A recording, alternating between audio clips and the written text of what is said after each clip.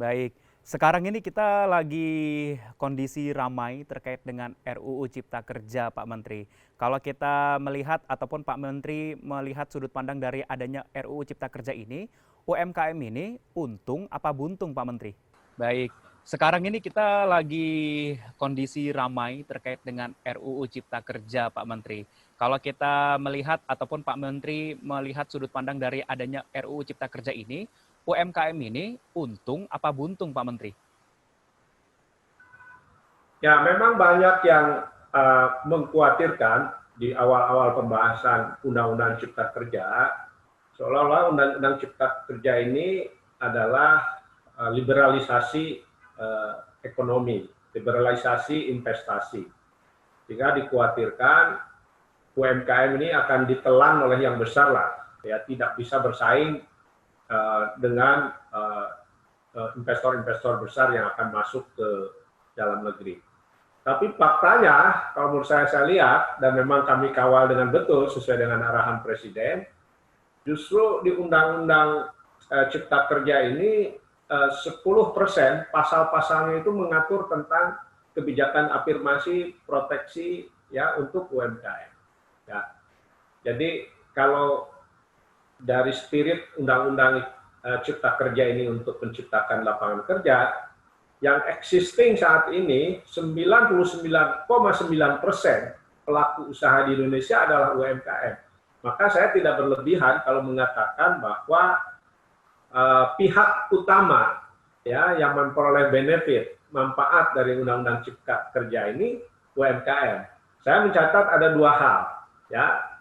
Yang pertama, Undang-Undang Cipta Kerja ini memudahkan konsolidasi dan mendesain strategi nasional pengembangan UMKM yang selama ini sulit ya untuk mendapatkan data tunggal aja sulit ya. Yang menangani UMKM banyak, yang menyalurkan pembiayaan UMKM dan skema pembiayaan juga banyak. Nah sekarang dengan undang-undang ini memudahkan untuk terkonsolidasi ya. Jadi desain program perencanaan pengembangan sama evaluasi sekarang mungkin. Nah yang kedua, ini memberikan kemudahan bagi UMKM mulai dari akses ke pembiayaan, ya, akses ke perizinan, akses pasar, akses pengembangan usaha, termasuk dukungan rantai pasok. Sehingga kami dengan Undang-Undang Cipta Kerja ini memang dari awal didesain untuk tadi, untuk melakukan transformasi dari sektor informal ke formal. Ya. Karena dengan kemudahan perizinan, baik koperasi maupun UMKM atau nanti mau bikin PT juga yang tidak perlu ada store awal modal, gitu ya. Ini kita permudah. Hubungan kerja juga kita formalkan. Kira-kira itu dengan dukungan misalnya insentif pajak, insentif iuran BPJS Kesehatan, ketenagakerjaan. Intinya kami ingin mendorong perubahan dari informal ke formal. Ini saya kira transformasi yang sangat penting, di mana sekarang ini kalau kita lihat struktur UMKM itu lebih banyak yang informalnya, hampir 98%. Ya. Nah yang kedua juga memudahkan untuk terjadinya transformasi dari usaha-usaha kecil, perorangan, menjadi kolektif berkooperasi dalam skala ekonomi dan terhubung dengan market, terhubung dengan off-taker. Nah, saya kira transformasi digital juga sekarang kita percepat.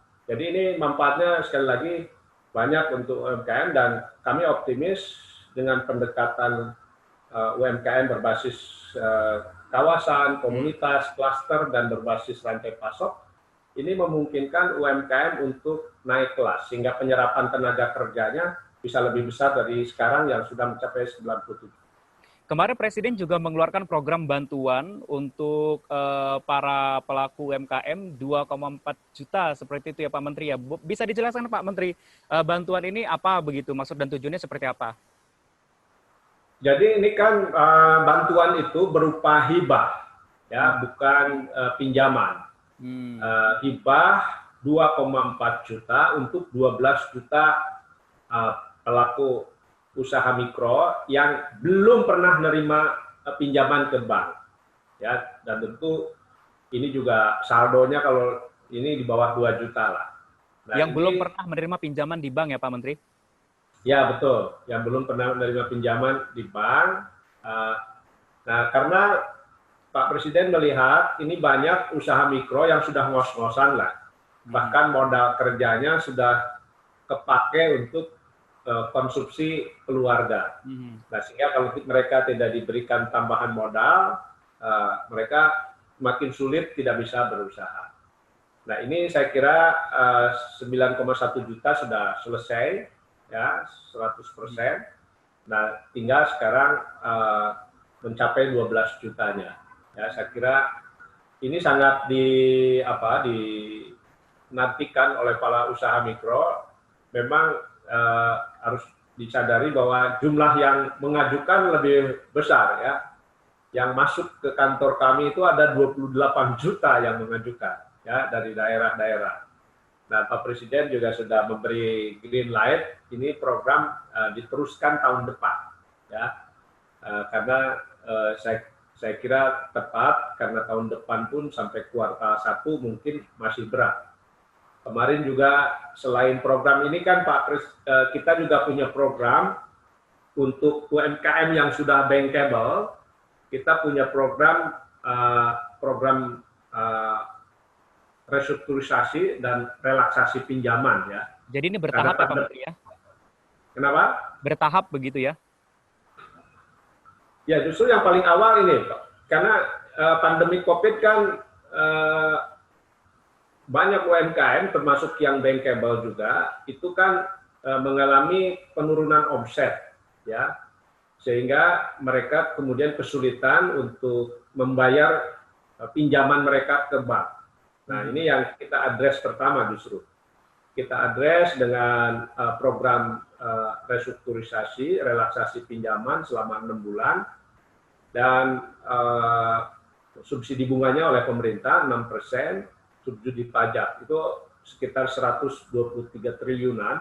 Lalu juga koperasi-koperasi juga yang mengalami masalah likuiditas karena anggotanya banyak narik pinjaman, yang juga nggak sanggup membayar pinjaman, kita juga berikan modal kerja murah dengan bunga 3% selama 6 bulan. Ini hasil surveinya dari ini disambut positif oleh UMKM dan koperasi, dan mereka minta dilanjutkan sampai mungkin di kuartal 1 atau sampai 6 bulan ke depan. Kemarin baru dibahas tapi belum diputuskan. Kemudian nanti mekanisme pemberiannya seperti apa Pak Menteri? Melalui transfer kah atau bagaimana?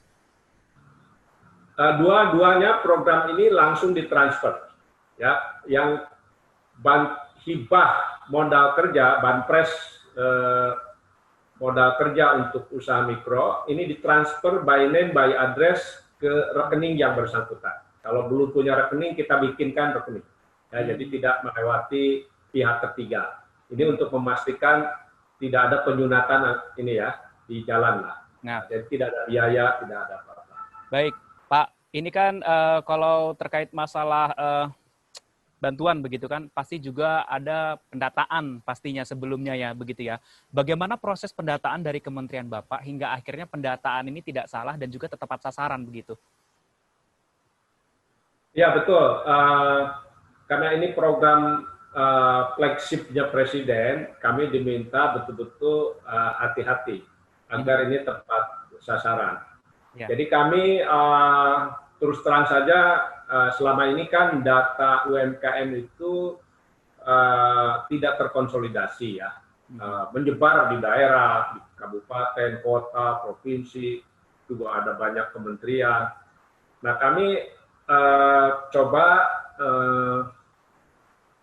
jemput data dari kira-kira dari 5 sumber ya, dari pemerintah daerah, kementerian, bank himbara, bank pemerintah, dari koperasi ya. Nah ya, sehingga lalu data itu kemudian divalidasi bersama BPKP, OJK dan Menteri Keuangan. Ya, jadi lalu juga dalam pelaksanaan nanti BNI sama BRI yang menjadi penyalur program ini akan melakukan pengecekan ulang. Ya, kira-kira seperti itu. Alhamdulillah sampai sekarang belum ada yang salah sasaran.